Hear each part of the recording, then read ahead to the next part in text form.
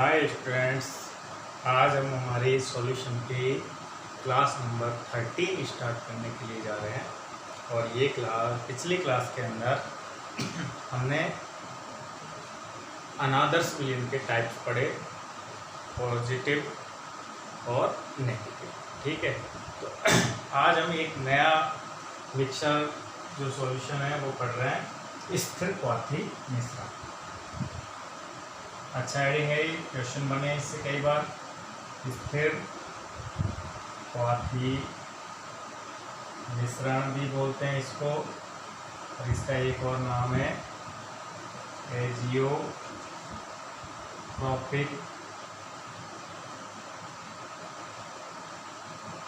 Solution, यानी English में बोलते हैं एजियोट्रोपिक सॉल्यूशन, और इसको एक तरह से बोलते हैं स्थिर क्वाथी मिश्रण। तो बेटा क्या होता है ये विलियन, आज हम इसे सीखेंगे। ये एक ऐसा मिश्रण होता है जिसका अगर इसको डिफाइन करें तो इसकी परिभाषा क्या होती है। देखिए परिभाषा लेते हैं हम पहले। परिभाषा, ये एक ऐसा द्विघटकीय मिश्रण होता है जिसके अंदर जिसका जो संगठन, मतलब हम मानते हैं संगठन को XA और XB, ठीक है, ये है विलयन अवस्था में संगठन, ठीक है, और वाष्प अवस्था में हम मानते हैं YA एंड YB। तो YA और YB कहाँ है संगठन? वाष्प अवस्था में, और ये कहाँ है? विलयन अवस्था में। अगर ये इक्वल हो, यानी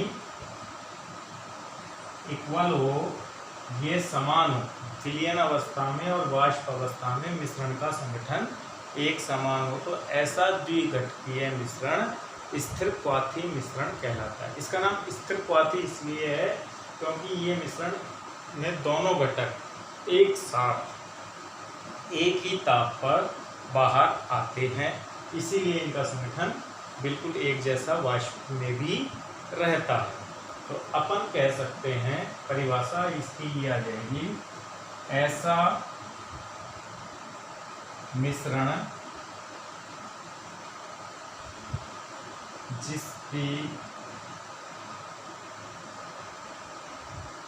वाष्प अवस्था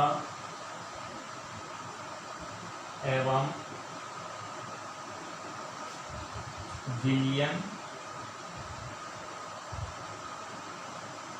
अवस्था का संगठन एक समान होता है तथा एक निश्चित ताप पर उबलता है। स्थिर क्वाथी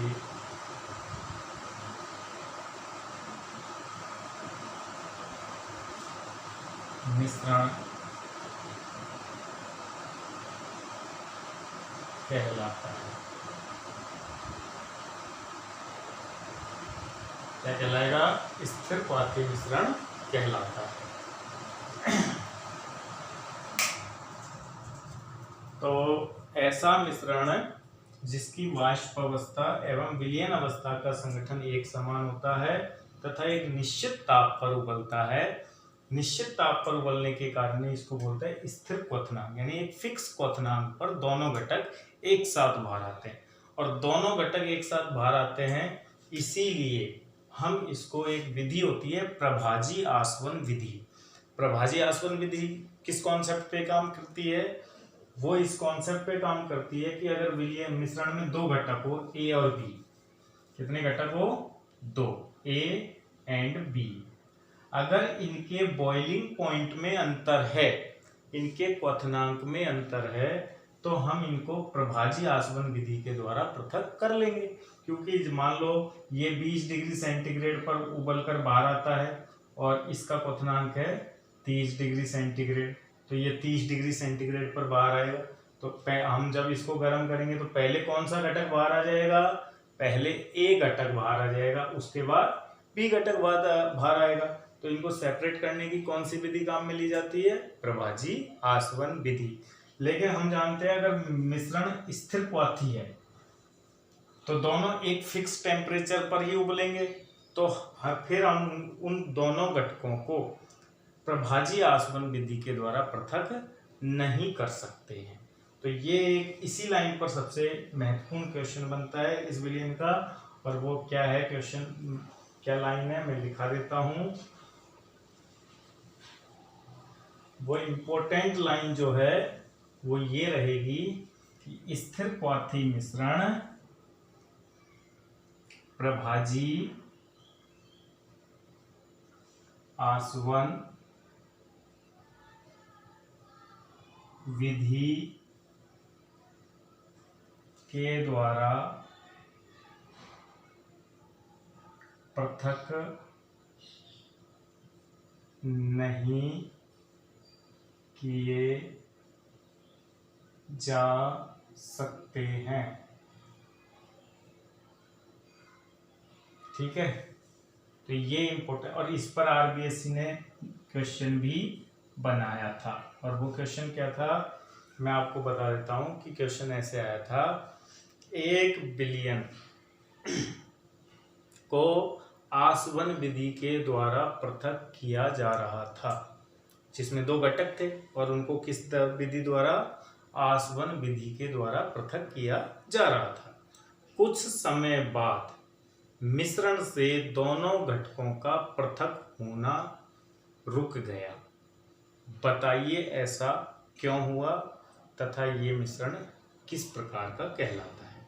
तो देखो, पहले तो पृथक होते रहे दोनों घटक, लेकिन एक निश्चित संगठन पर आकर उन्होंने बना लिया कौन सा मिश्रण, स्थिर क्वाथी मिश्रण। इस और स्थिर क्वाथी मिश्रण को हम प्रभाजी आसवन विधि द्वारा पृथक नहीं कर सकते हैं।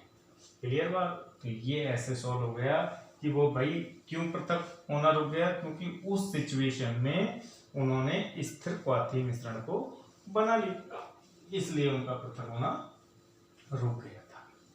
अब स्थिर क्वाथी मिश्रण के भी 2 प्रकार होते हैं। कितने प्रकार, स्थिर क्वाथी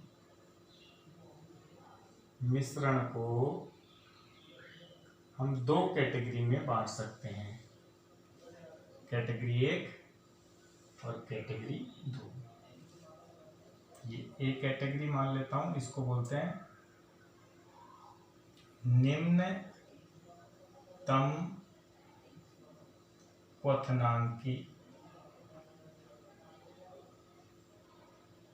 निम्नतम क्वथनांकी, और इसको हम बोलेंगे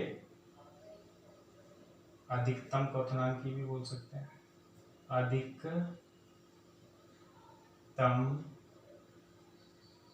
क्वथनांकी।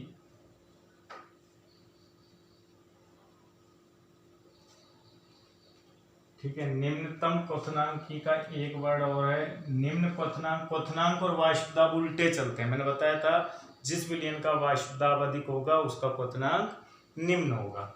इसका एक नाम और है एवं, या कह देता हूं, या उच्च वाष्पदाबी। ठीक है, और इसका नाम क्या हो जाएगा, तो निम्न वाष्प दाबी। ठीक है, अब मेन बात आती है कि दोनों को डिफाइन कैसे करें। निम्नतम क्वथनांकी से मीनिंग ये निकलता है कि दोनों घटक है ना इसके अंदर ए और बी, उन दोनों के व्यक्तिगत क्वथनांक से भी मिश्रण का क्वथनांक क्या रहना है, कम रहना है, और वाष्प दाब क्या रहना है, अधिक रहना है। और हम जानते हैं दो विलयनों के वाष्प दाब जब अधिक होते हैं तो वो कहलाता है राउल्ट के नियम से धनात्मक विचलन। जैसे आपको बताया था एथेनॉल का क्वथनांक 78 डिग्री सेंटीग्रेड होता है और जल का क्वथनांक 100 डिग्री सेंटीग्रेड होता है, और जब इन दोनों को मिला दिया जाए तो ये विलयन होता है राउल्ट के नियम का धनात्मक विचलन दर्शाने वाला। तो इसकी डेफिनेशन ये हो जाएगी, वे विलयन वह मिश्रण या विलयन मिश्रण जो कि निश्चित संगठन पर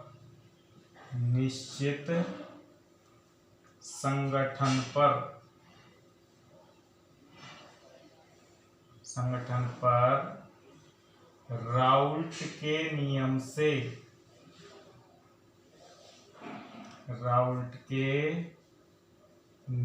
से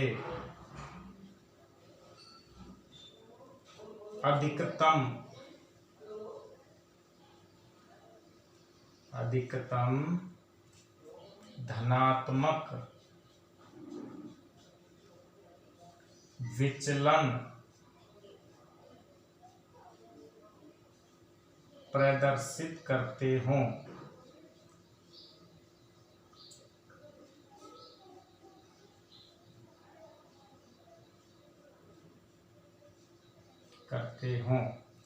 तो वे मिश्रण जो निश्चित संगठन, यहाँ ये लाइन बड़ी इंपॉर्टेंट है कि निश्चित संगठन पर हर एक बार स्थिरक्वाथी मिश्रण नहीं बनता है, एक फिक्स कंपोजिशन पर ही स्थिरक्वाथी मिश्रण बनता है। ध्यान से सुन लेना। तो एक निश्चित संगठन पर राउल्ट के नियम से अधिकतम धनात्मक, हम जानते हैं कि राउल्ट के नियम से विचलन ऐसे ग्राफ आया था, ठीक है, यूं वाष्प दाब पीएस और एक्सए के। तो यहाँ पर विचलन क्या है, इस पॉइंट पर विचलन है मैक्सिमम, विचलन क्या आ गया वही मैक्सिमम। तो इस पॉइंट पर जो संगठन होगा उस संगठन पर यह अधिकतम धनात्मक विचलन, तो इस संगठन पर ही वो विलयन क्या बनेगा, निम्नतम क्वथनांकी या उच्च वाष्प दाब तो दिख ही रहा है हमको, और जब वाष्प दाब उच्च होगा तो क्वथनांक निम्नतम होगा। ठीक है, जैसे फॉर एग्जाम्पल मैं एग्जाम्पल के थ्रू बात करूं,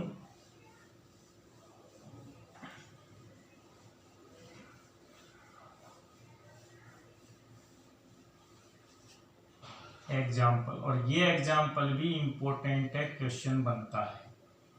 95% C2H5OH और लगभग 5% जल।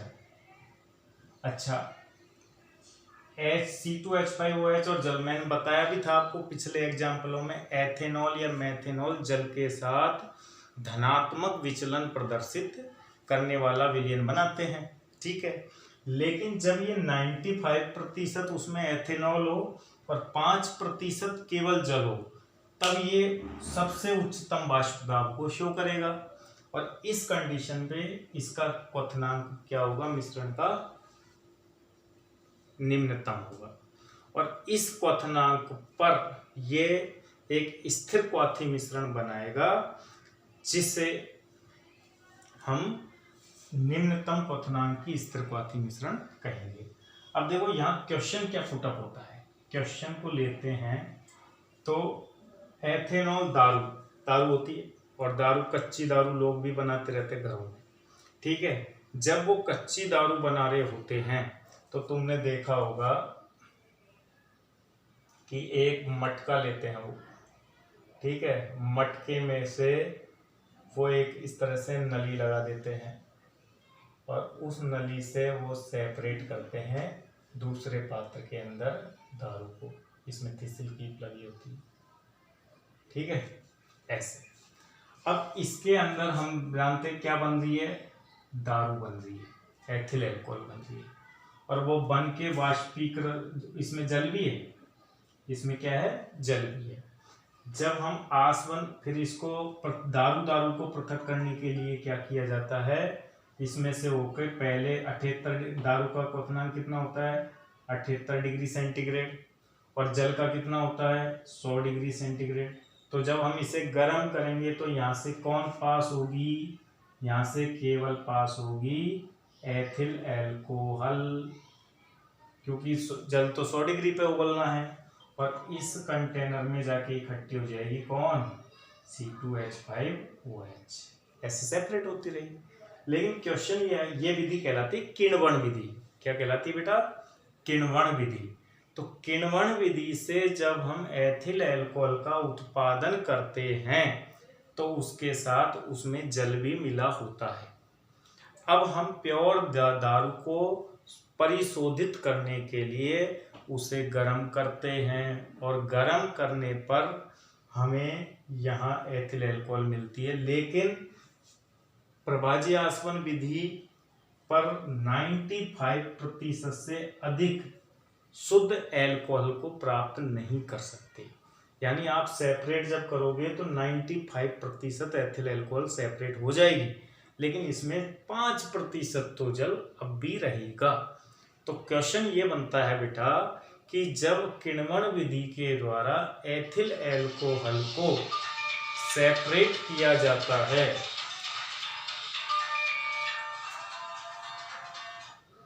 हेलो जी, नहीं अभी एक प्रॉब्लम आ रही है, आप आ जाइए ना। अरे मैंने आपको 2 बार फोन किया था यार भाई साहब, आप कह रहे थे लाल सोट हूँ, आ रहा हूँ। हाँ आ जाइए, फोन कर लेना मुझे समझ के।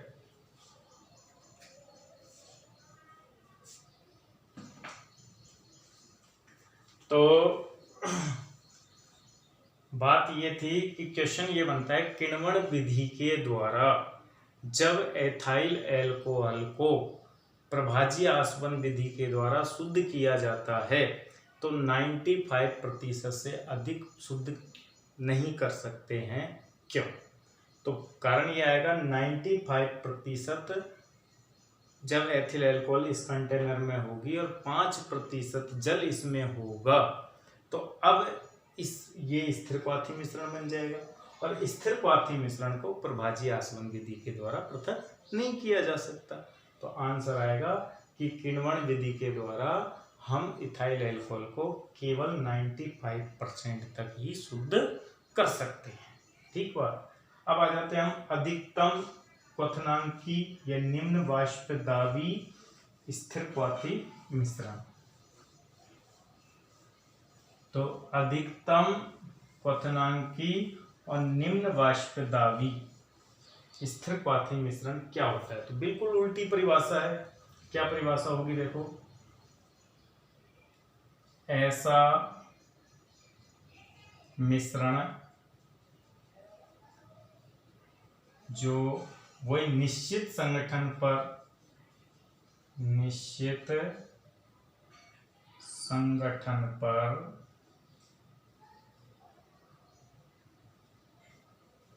राउल्ट के नियम से अधिकतम ऋणात्मक विचलन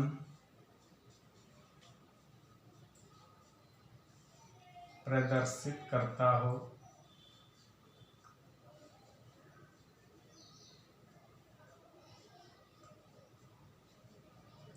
अधिकतम ऋणात्मक विचलन प्रदर्शित करेगा तो मतलब ये है कि कौन सी सिचुएशन रहेगी। PS और XA के बिटवीन आपने ग्राफ देखा था, ऐसा आया था, लेकिन ऋणात्मक विचलन में ये ग्राफ ऐसे था।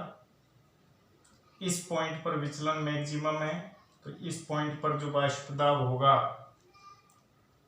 वो वाष्पदाब कहलाएगा निम्नतम वाष्पदाब, और इस पॉइंट पर ही अधिकतम ऋणात्मक विचलन है। तो इस संगठन पर, यानी कौन से संगठन पर, इस संगठन पर विलयन अधिकतम ऋणात्मक विचलन शो करता है और इसलिए यह विलयन अधिकतम क्वथनांकी स्थिर क्वाथी मिश्रण बनेगा। फॉर एग्जाम्पल, इसका एग्जाम्पल है 68% HNO3 प्लस 32% जल। ठीक है, जब संगठन 68% HNO3 रहेगा, जल रहेगा, तो उस दफा पर ये विलयन अधिकतम क्वथनांक प्रदर्शित करेगा, जो कि होता है 393 केल्विन पर उबलेगा ये। ठीक है, तो यानी वैसे जल आप जानते हो 100 डिग्री सेंटीग्रेड पर उबलता है, तो और अब ये लगभग हो गया 110 के करीब, तो 110 डिग्री सेंटीग्रेड पर उबल रहा है अपने व्यक्तिगत से भी ज़्यादा, जबकि 68% इसमें HNO3 मौजूद है। तो बेटा एग्जाम्पल ध्यान रखना, इसके स्थिर क्वाथी मिश्रण की परिभाषा ध्यान रखना। तो परिभाषा बिल्कुल क्लियर है कि ऐसा मिश्रण जिसकी वाष्प अवस्था और द्रव अवस्था में संगठन एक समान हो, स्थिर क्वाथी मिश्रण कहलाता है। स्थिर क्वाथी मिश्रण एक निश्चित ताप पर उबलता है।